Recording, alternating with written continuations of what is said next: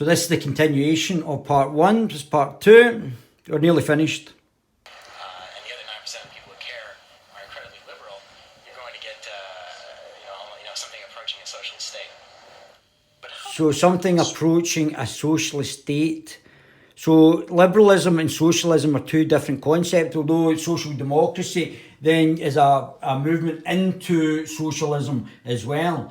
Social democracy can be, which is different from democratic socialism, which is again further to the left, and democratic socialism moves into a socialist or even a Marxist state.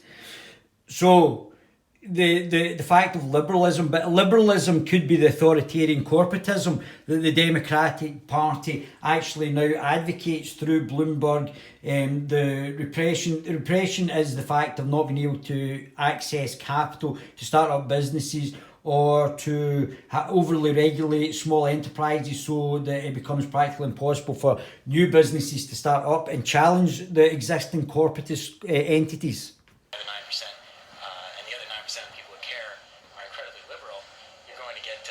So I think the mix-up here, the mix-up between liberalism and socialism, I'm a liberal. A lot of these people are actually socialists. If they're certainly talking about Marxism, they're extreme left-wing. They're extreme socialists. They're not liberals. A socialist state from liberalism. So this is the connection, as we've seen with the Democrats, between the extreme left and the Islamists, and actually being able to progressivism, which is Marxism, and the corporatist globalists utilising these as useful idiots. A small group of German Marxist intellectuals come to America.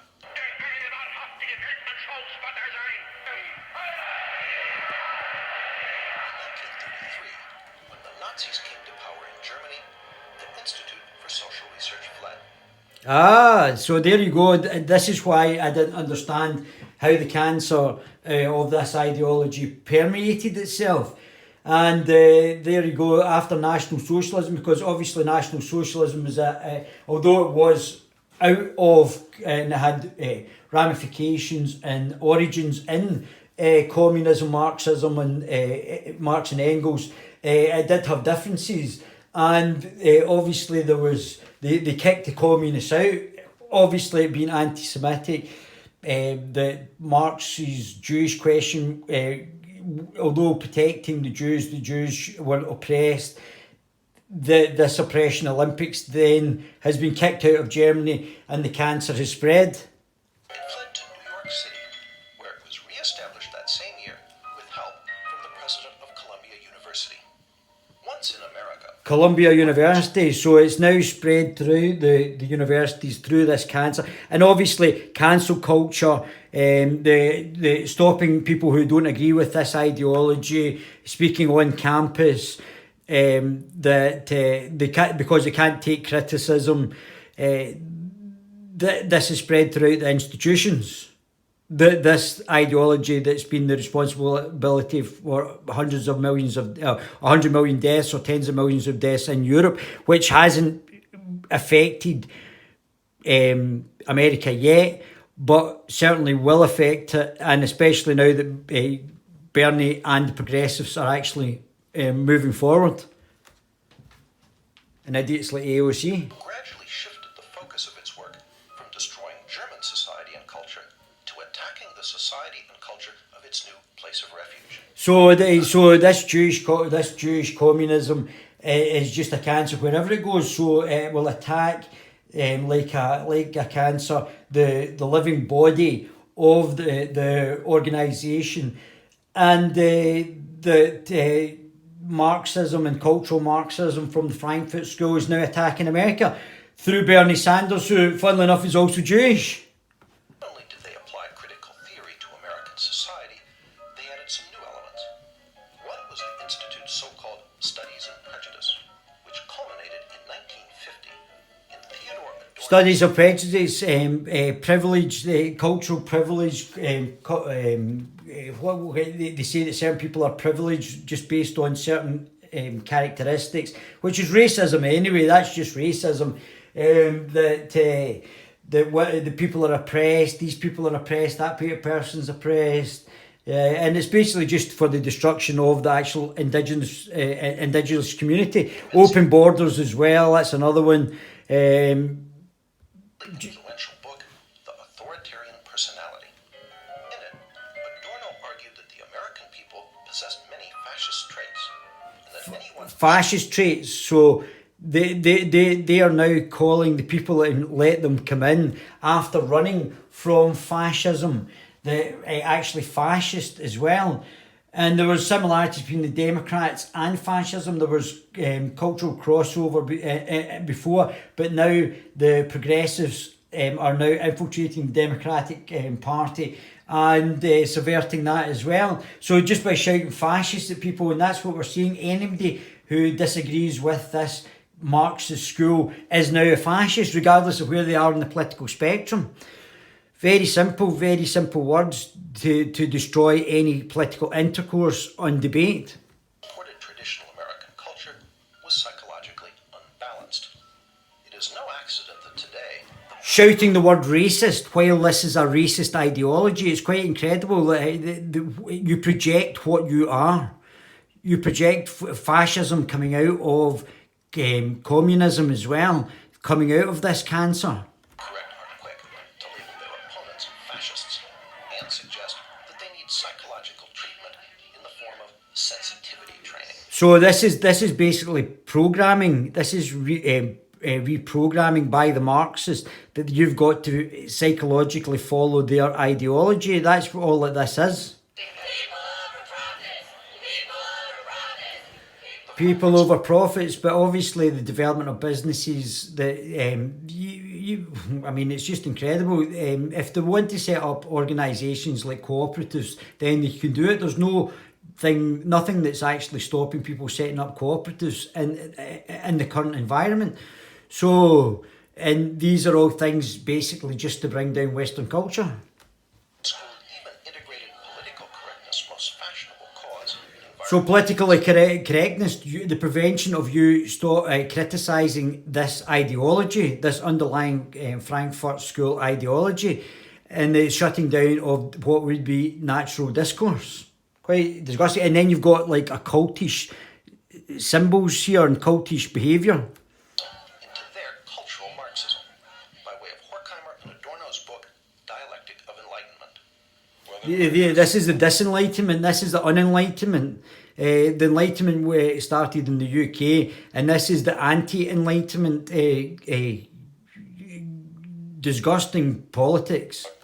What's called the domination of nature, dialectic of enlightenment in particular, moved the emphasis away from... This is anti-liberal, anti-freedom of speech, anti-individual, anti-free thought. This is the antithesis of anything that's actually been developed in the West. domination to the species domination of the natural world, including, let's say, internal nature through psychoanalytic understanding of repression. So they were very keen on recognizing that we needed to have a more nurturant and a more, let's say... More nurturing, so the state then dictates what you can and can't think, what you can and can't say. I mean, it's quite incredible that the state would then have the ability, more and more input into what you're able to say and what you're able to think. relation between humankind and the natural world. After World War II, Horkheimer and Adorno returned to Germany, where the institute was re-established at Frankfurt University. But not all the old members of the institute returned. I mean, we only have to think that Merkel was also a communist as well, so it's not surprising, and although she is part of the CDU, which is meant to be centre-right, to have a communist in charge of the CDU and a centre-right party, which is slowly becoming unstuck in Germany as well, but she has probably permeated this cultural Marxism in Germany through her open borders policy to destroy her own country. It's quite disgusting. Eventually becoming a professor at Brandeis and University of California, San Diego. Marcuse labored to finish the intellectual work begun by Horkheimer, Adorno, and Fromm in the 1930s. Marcuse, on the other hand, remained in the United States, and during the 50s and 60s developed some of their earlier ideas, merging Freud and Marx, an interest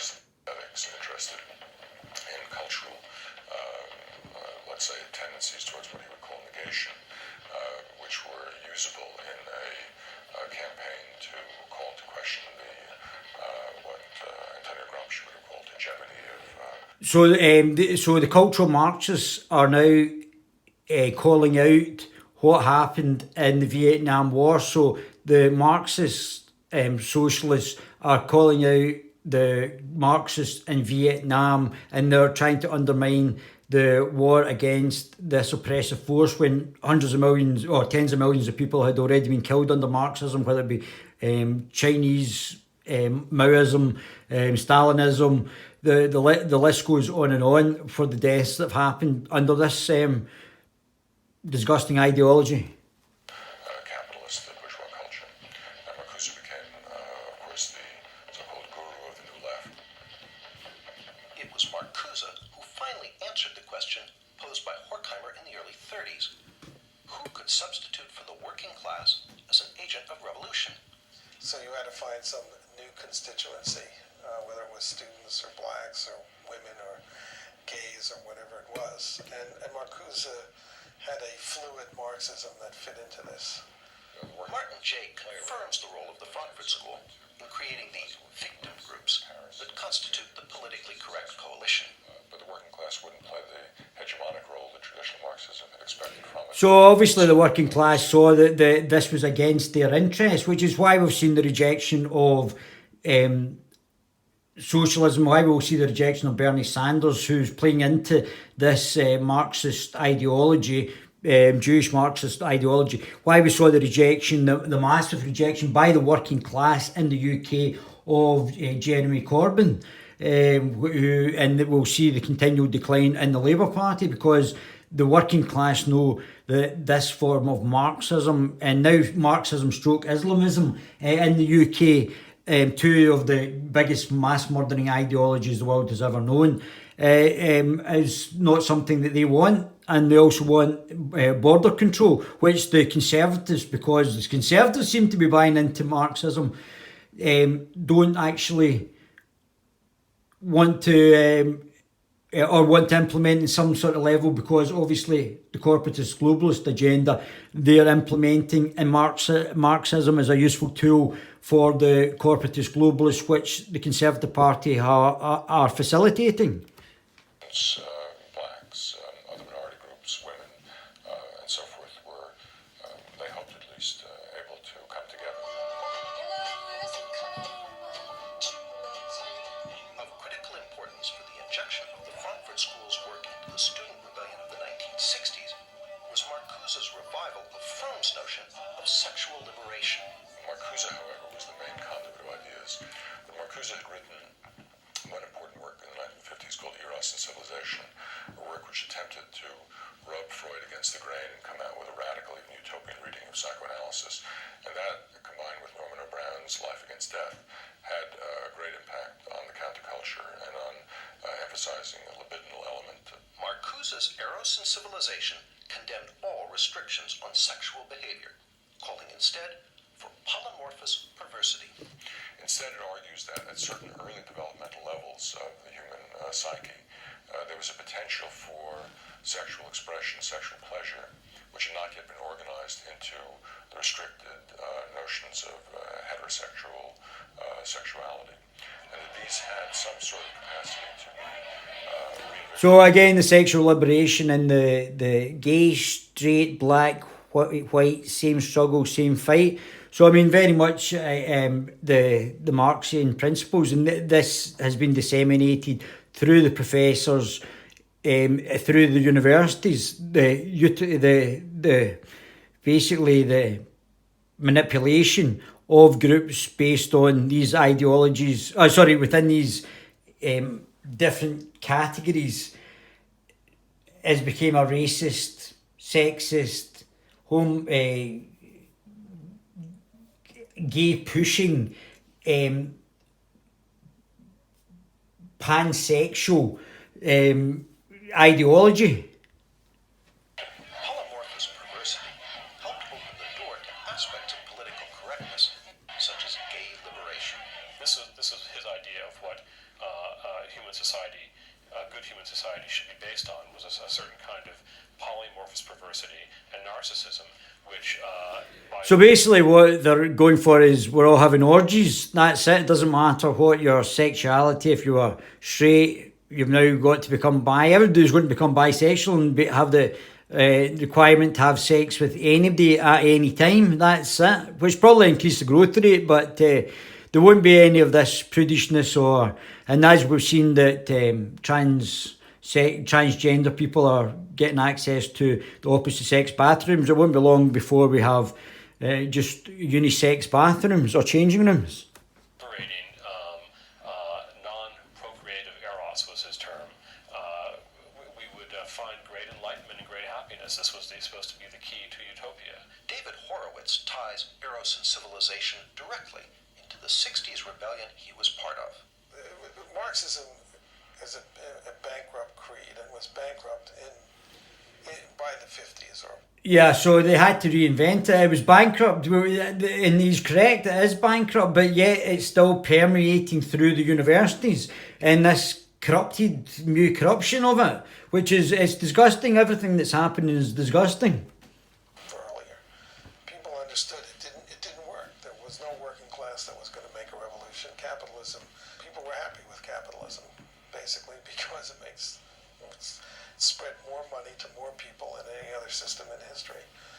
So they tried to find other sources These are subversives. These are subversives against our society.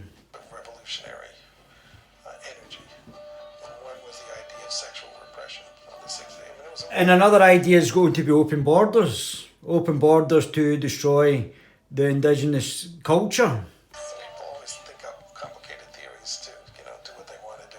People wanted to do a lot in the 60s, so Herbert Marcuse, gave them the intellectual justification for having a lot of sex with a lot of people, a lot of the time. And that's to destroy destroy the family unit. I mean, it affects the relationship between promiscuity. Affects the relationship between men and women. But Eros and Civilization, that's the title of his famous book on it, is about. And thereby affecting the family unit. Marcuse is also the source of one of political correctness's most notable characteristics: its total intolerance for any viewpoint but its own. So, you can shut down, cancel. There has to be legislation against the cancel culture. People should be put in prison for the cancel culture. We already know that this is the cancel, that it's been accepted by our political class, the politicians that are in just now, and it has to be stopped. Marcuse argued that our free American society was actually a deception, that its true tolerance is somehow repressive, while he argued for something called liberating tolerance. And what he meant by that was What I meant by that is one rule for one and one for another. So that's what he meant. He meant that you should have one rule for one and one for another. So I don't subscribe to that in the slightest. toleration or liberating tolerance meant intolerance from ideas of movements from the right and tolerance for any ideas from the left. So everything's far right. That's what happens. Everything, even liberalism is far right. Even centrist ideologies is far right because of the intolerance of the left. Even Martin Jay, a great admirer of the Frankfurt School, admits the totalitarian aspect of Marcuse. Perhaps his most significant essay in terms of impact. Yeah, so the Marxism has always led to totalitarianism and murder and genocidal murder. The one we haven't even mentioned, an essay on repressive tolerance, written in the late 60s, which argued that because the tolerance of different beliefs produced no action at all, because every belief seemed to be equal to all others, and racist and neo-fascist and militarist beliefs. So it's the same buzzwords, sexist, fascist thing, and that's all they've got. The sexist, fascist, Nazis, white supremacists, privilege. It's all coming out of this cancerous ideology, which has led to 100 million deaths. Equal way to those that were pacifist and emancipatory. This led ultimately to the problems of political correctness and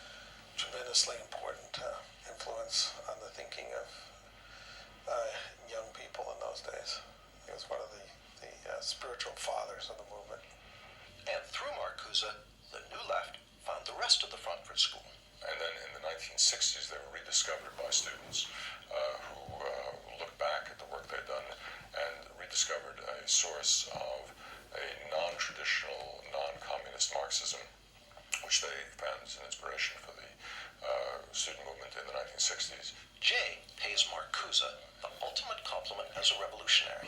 He became a kind of celebrity. I mean, in Paris, there were banners that said Marx, Mao, and Marcuse. So it then spread in some way, which we haven't actually identified. We've identified how it spread to America, but it then spread, the Frankfurt School spread to Paris as well. Obviously, Paris being a hotbed of reactionary socialism as well, I would suspect, and a utilisation of the Marxism by the corporatist globalists as well, from the Bilderbergers, who again Jewish influence there as well. Luckily, because of the alliteration up there with a couple of pretty heavy hitters. And the consequences of the Frankfurt School's work now engulf us all. Martin J. pays them due credit. Well, it's fascinating. If you compare them with other figures from the so-called Western Marxist tradition, they are perhaps more alive than virtually anybody else. Roger Kimball, although coming from the opposite political perspective from Martin J., agrees. The institution of the ideas of radical multiculturalism in the academy and what you might call its enforcement wing, namely the ideology of political correctness, testify to the vitality of some of those ideas, some of the ideas of the Frankfurt School. We asked former New Left leader David Horowitz what the members of the Frankfurt School, Horkheimer, Adorno, Marcuse, might think if they could come back and visit one of America's politically correct campuses today. Well, I'm sure they would be thrilled because they would be, gods. Well, some of us think they're just cancer, and we at least know what we're dealing with now. I think this is a great synopsis of how much of a cancer the left have been.